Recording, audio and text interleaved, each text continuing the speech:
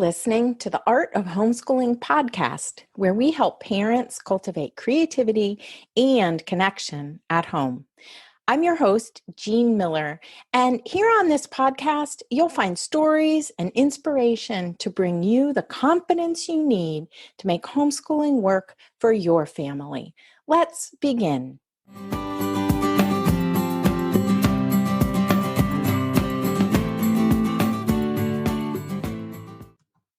Well, hey there, my friend, and welcome to episode 34 of the podcast, where we're talking all about summertime. Woo, it's summertime.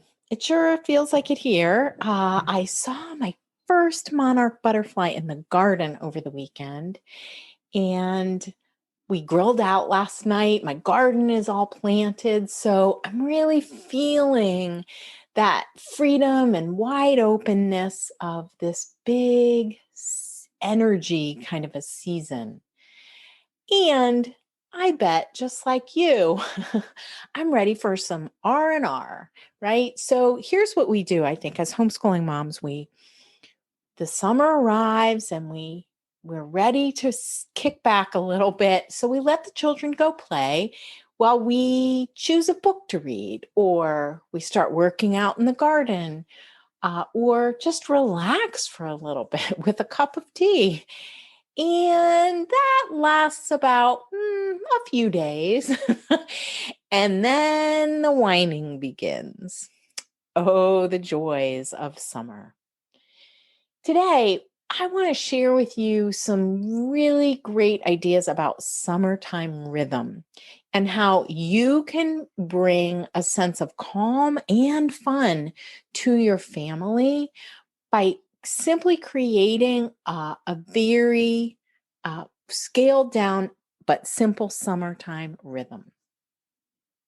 And so let me just start by saying, personally, I really think it's important for homeschoolers to take a break from the lessons during the summer. This could be any amount of time that you choose, but I think it's really great to bracket off a period of time where we say, this is our summer vacation, right? And it's helpful for everyone to just rest and relax from the really scheduled lessons for just a bit, right? And I also find that the full-blown energy of the season can sometimes even make it difficult to focus on lessons anyway. Now, I know some of you might live where it's maybe really hot in the summertime, and because you're indoors, you choose to do lessons during this season, and then maybe take breaks at other times of the year when it's cooler and it's nice to get outdoors. So whatever you do, make it work for you. That's totally cool. But what I want to suggest is that this concept of creating a simple summer rhythm can be used anytime, really, right? You could use it during the summer, during a holiday break, even during a really difficult season or time in your life. It's a great way to simplify. So then the question becomes, how do we keep things light without it all just falling apart after a week of a break? And the answer really is rhythm. So don't worry, I got you covered with some really concrete ideas here today. First, let me just tell you a story. When I was a little girl, here's what summers looked like. Summertime meant lemonade stands and picnics in the park, catching fireflies in a jar. And one summer, all the dads in the neighborhood helped us kids build a fort in our backyard out of plywood. And then that little fort would travel to different backyards each summer. So everyone in the neighborhood had an opportunity to have the fort in their yard. It had wooden walls with cutouts for windows, and we even painted it inside and out. A lot of hours went into the making of that little neighborhood hideout. And that was my idea of a wonderful summer. Of course, big outdoor projects like that are are super fun in the summertime when there's someone who can kind of spearhead that sort of thing. And it's not the day to day, right? So, what about that day to day living in the summer? As a parent myself, the first few weeks of summer always felt a bit like wild and crazy to me because transitions were difficult for my kids, especially when they were younger. Transitions aren't always easy, and they're definitely harder for some children than others. So keep that in mind as you move from one season to the next. Of course, we all wish for a carefree summer full of happy go lucky days, but this isn't always the way things go. And to me, this is really often the result of too much unknown, of these wide open days, and this void of having very few plans and an open schedule can quickly be filled by mischievous or unhappy children. Honestly, the very best thing that we can do for our children and ourselves, I think, is to create a simple rhythm so that everybody knows what to expect and can relax into a sort of loose structure that supports all of us. Now, this can also really help us feel more grounded. It can reduce decision fatigue on our part and help our children and ourselves, I would say, feel more at ease by knowing what to expect, knowing what comes next or what comes tomorrow. It's kind of a way of previewing what's to come so that children can just settle in more easily. Now, when I talk about rhythm, I'm not talking about a rigid schedule. I know sometimes when mamas hear the suggestion to create a rhythm, they think of a rigid time schedule with like, here's what we do at 8 a.m., here's what we do at 8:30 a.m. And then the resistance can pop up. And I get that. I don't follow a rigid schedule very well myself. So I want you to think about in rather than adding rigid constraints, that rhythm actually frees us up and allows our days to flow more smoothly.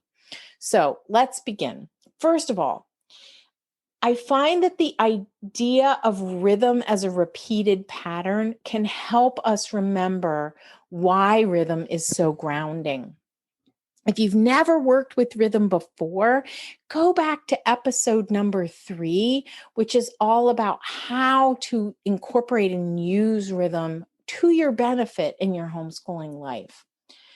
Okay, then so rhythm is a repeated pattern, and then we can take this idea of repeated patterns and create what I would describe as broader brush strokes than we might use during the homeschooling year. And here's what I mean by this. Instead of daily lessons and skills practice, or perhaps instead of here's what your traditional day might look like. You do circle time together, then you do lesson time that involves a variety of activities, and then you have skills practice each day. So instead of that, we can have more what I would describe as themed days, which is really more like a kindergarten rhythm, what a kindergarten teacher might uh, incorporate into the lives of a kindergarten group. So it's not so like the transition is not from all like this big regular homeschooling rhythm to nothing. It's the transition is more from the homeschooling rhythm to a simpler rhythm.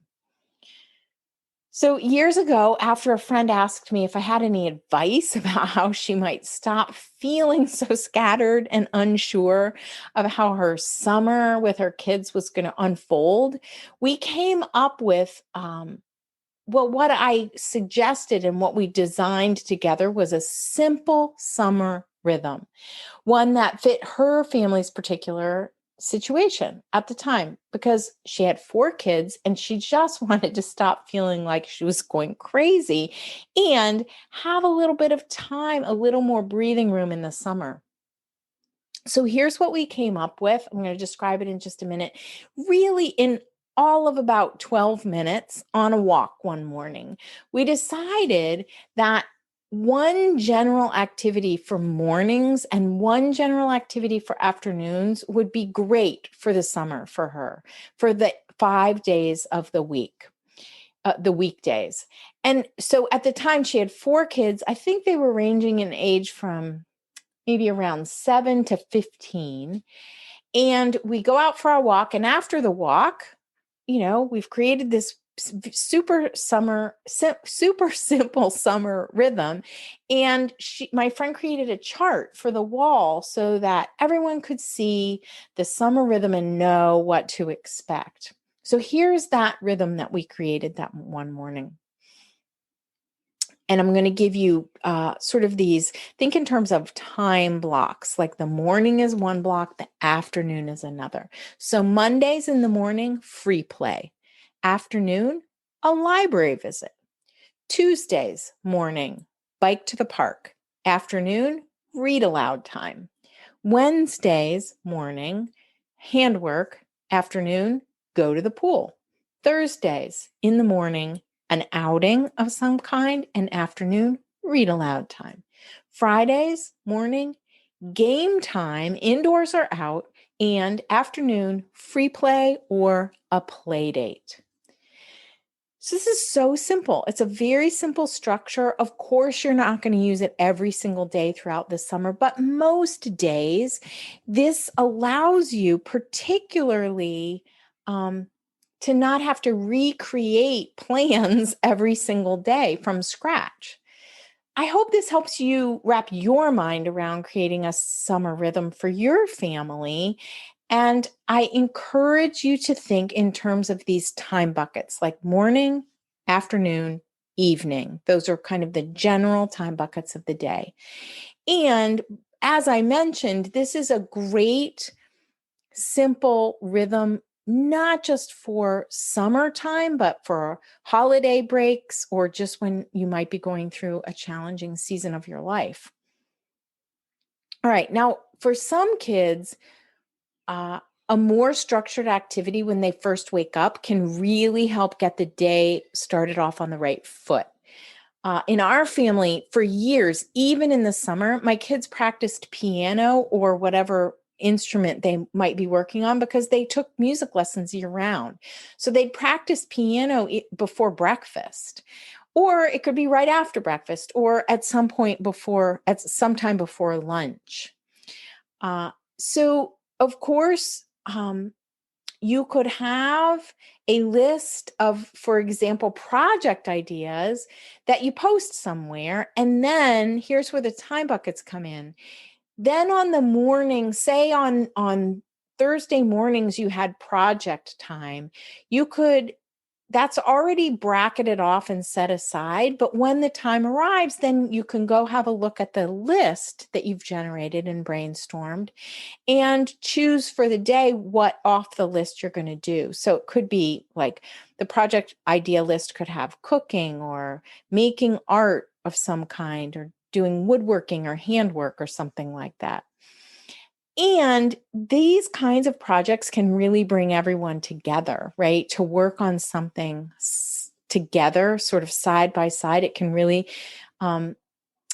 generate a meaningful family time experience. It's kind of like, I like to describe it as parallel play of toddlers. So you're together, but you're focused on something else other than each other. And actually, as kids get older, this can be a really wonderful time when they might open up and share some things about their lives with you that they might not otherwise share when you ask them a direct question. Believe me, this can come in handy. So you have a general idea for what the time buckets are for the 5 days of the week, Monday through Friday, or whenever you are thinking about your summer rhythm, but it's not a fixed notion, right, of what might unfold. It's just a general idea. And then when the time comes, you have some room to decide for that day. For example, you've started a new handwork project, so that's what you're going to work on Wednesday mornings for a while. So, one last tip that I want to give you before we wrap up here is to make sure in the summertime, like have your simple summertime rhythm for the activities that you're going to do during the day, but try your best to keep your wake up time and in particular, your bedtime similar all throughout the summer. Now, I know from experience that this is not always possible, right? We have trips out of town, we have weekend camping, we have, it stays light later and it's hard to put kids to bed, all of those kinds of things. But I just want to warn you against that letting the bedtime sort of slip. I know we had some summers that by August, bedtime was so late, I almost didn't even care anymore. And then things would really fall apart. And that can be so exhausting for everyone, children and adults alike. So even if you have a few late nights, what I would suggest is that you don't let this become the norm. Especially if your children are early risers. You want them to be getting enough sleep. And another thing that I think is really helpful along these lines is to think in terms of alternating calm and active days, right? So if you have one day that's really busy and out and about the whole day, maybe the next day is you have some extra downtime and you can be at home for a good chunk of it. And you can alternate active and calm activities throughout your day, because this can really bring a sense of peace and it kind of averts that feeling of go, go, go, go, go that sometimes we can slip into during the summertime when we aren't doing more formal lessons. Okay, so what I want you to remember is that, just to reiterate, that keep your bedtime and your wake up time part of that regular rhythm, in addition to the activities that I suggested to you. So here's what you can do now. Of course, you're going to put some fun, special, like maybe big projects like I talked about in the beginning, or trips that you're going to take this summer, or like I said, camping. You're going camping or you're going to the beach or anything like that. So get out your calendar and put those fun events in your calendar first. And then you'll have a sense of how many days you will be at home where you can implement a simple rhythm. So create that rhythm for yourself so that you feel prepared for this summer and you're ready to embrace it with full on joy. But it's not going to get too wild and crazy and out of hand, because you want to have a little bit of structure that can hold everyone and be very grounding for you. All right. So don't forget one last thing to celebrate summertime, right? Maybe you celebrate Midsummer's Night Eve or summer solstice, but gathering together to welcome the sun and this big full-on energy is really a lovely thing to do in each season, right? So for summer, that's a super fun activity to plan. In our family, we just loved gathering for outdoor games. We'd gather with friends for outdoor games, a creek walk, and a potluck meal. Super fun. All right. I encourage you now to go create your simple summer rhythm for this summer. And think about cultivating a few new family traditions that you can savor so that you can create some wonderful memories of a simple summer and have some downtime that's held by a nourishing structure that you've created. Happy summertime to you and your family. And you can find the show notes for this episode at artofhomeschooling.com/episode 34. That's all for today, my friend. But here's what I want you to remember. Rather than perfection, let's focus on connection. Thanks so much for listening, and I'll see you on the next episode of the Art of Homeschooling podcast.